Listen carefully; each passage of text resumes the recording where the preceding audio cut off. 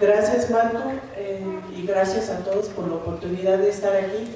Nosotros hemos estado trabajando y estudiando la relación de los Estados Unidos y México desde hace muchos años, desde aquí de la Ciudad de México, y jamás hemos visto un momento tan crítico en la relación entre los dos países. En términos de las elecciones de los Estados Unidos, fue una sorpresa, como todos saben, para casi todos. No esperábamos el resultado de esta elección. Empezó como una burla, la candidatura de Donald Trump, y acabó siendo presidente. No me voy a detener mucho tiempo en el análisis de las elecciones. En ese momento es importante tomar en cuenta que en Estados Unidos todavía hay un momento de shock, y sobre todo entre los movimientos sociales. Todavía no hay caminos que se están definidos, hay un gran esfuerzo para unir sectores y esfuerzos, pero todavía no se acaba de aceptar, de entender lo que está pasando y lo que queda en el futuro del país, con una amenaza tan grande como es la candidatura de Donald Trump.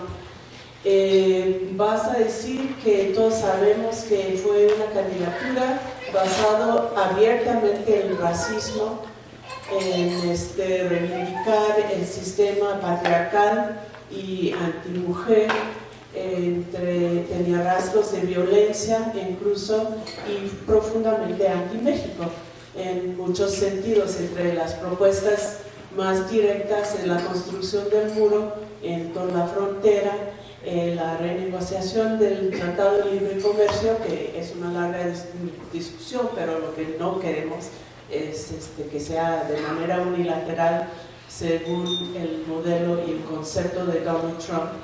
La deportación de entre 2 y 3 millones de personas, y esto en los primeros días, de que 3 millones de personas en 7 años es mucho, es un nivel histórico, eso sí es cierto. Pero estamos hablando aquí de 2 a 3 millones en un periodo muy corto, de lo que ha repetidamente dicho Trump que en los primeros días de la presidencia. Por eso, tomando en cuenta que podría ser un impacto muy grande por el corto tiempo y la cantidad de deportados, además de retornados, porque ya se ve muy feo el ambiente para los mexicanos en los Estados Unidos. El nivel de crímenes de odio empezó a subir en la campaña solo por esta manera de abrir, de como crear un espacio en la sociedad donde está bien odiar a los mexicanos y las mexicanas, está bien ser racista abiertamente. Entonces esto tiene consecuencias que ya están muy evidentes en la sociedad. Y las otras propuestas que no se hablan tanto es la desregulación ambiental, que va a tener un impacto directo en nuestro país también. Es como el extractivismo, pero a todo vapor, que crea los conflictos locales por recursos, la destrucción ambiental, no solo en Estados Unidos, sino en otros países, incluso sobre todo lo nuestro. Y la propuesta de poner una tarifa de 35% a ciertos productos mexicanos. En fin, todo esto es la potencia de tener un impacto muy grave en la economía mexicana en un relativamente corto plazo, y también en las vidas, porque no solo es macroeconomía, como sabemos. Cuando hablamos de deportaciones, no solo es el impacto en la economía, sino estamos hablando de familias.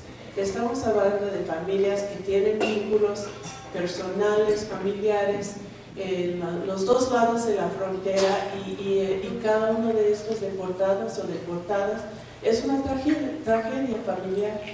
Implica que han dejado seres queridos que ya no pueden estar con ellos.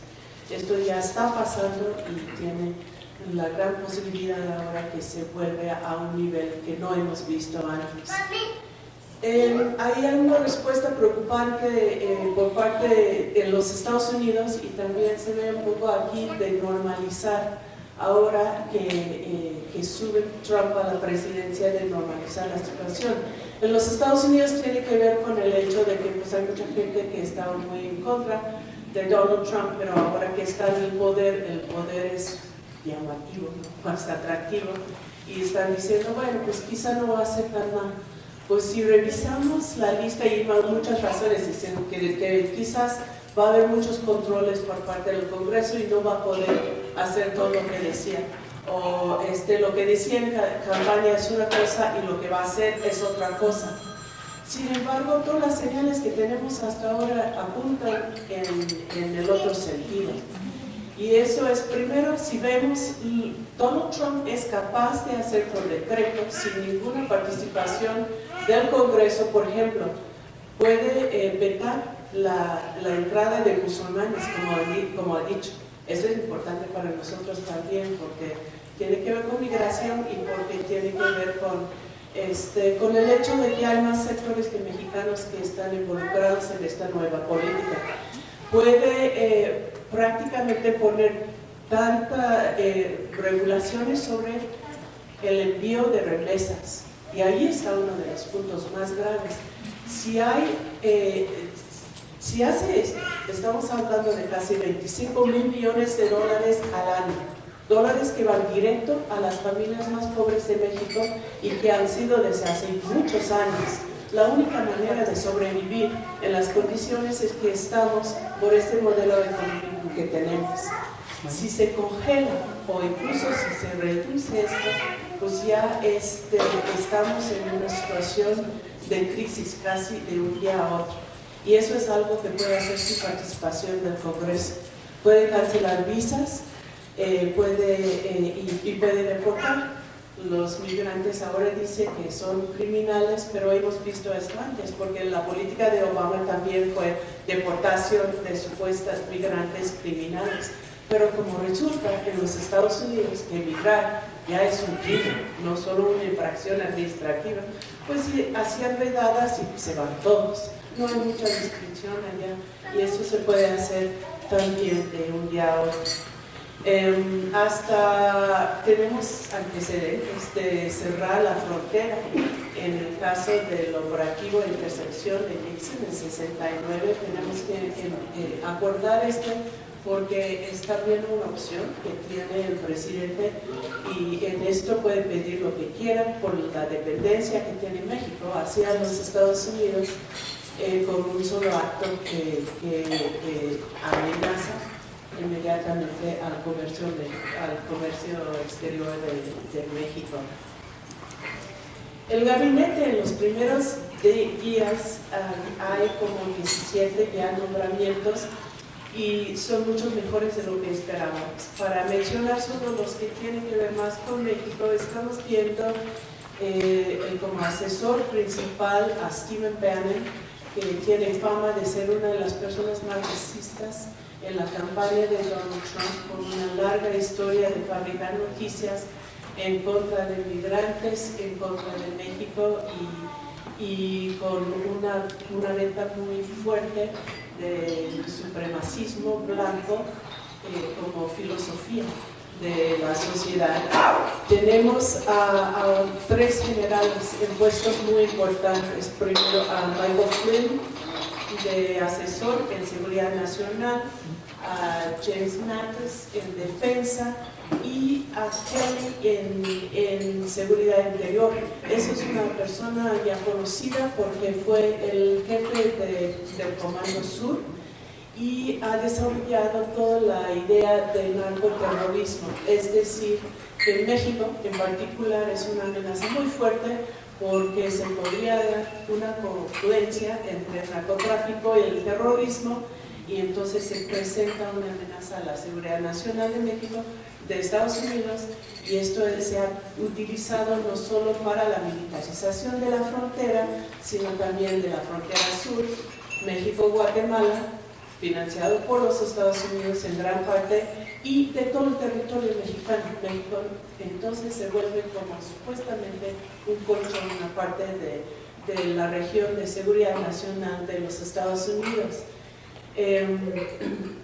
a tener esta idea ahí desde seguridad interior, lo que representa para nosotros es también una intensificación de la militarización de México, ya no solo en nombre de la guerra contra el narcotráfico, sino también de la guerra contra el terrorismo, a pesar de que Kelly mismo, en testimonio hacia el Congreso, ha dicho que no hay ninguna evidencia de amenaza de terrorismo internacional desde la frontera sur.